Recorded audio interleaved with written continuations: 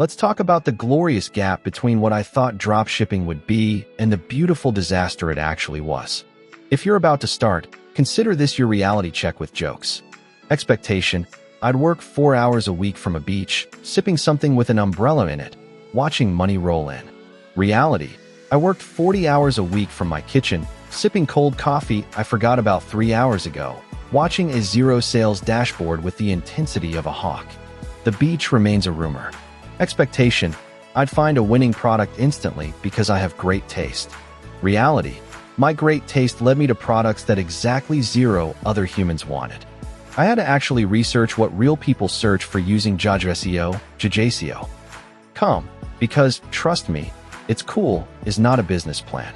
Turns out data beats vibes. Every time. Rude, but true.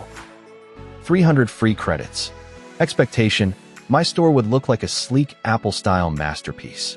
Reality: it looked like a garage sale organized by someone having a crisis.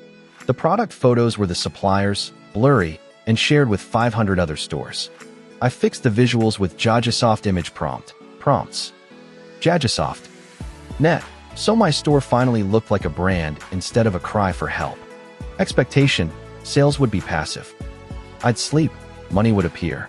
Reality: I'd sleep, and a customer would have a question, and get no answer, and leave, and I'd wake up to nothing but the ghost of a sale that could have been. Passive income requires something to be active while you're passive. That something is JajaHelper, JajaHelper. Which answers customers 24/7, so the income can actually be passive for once.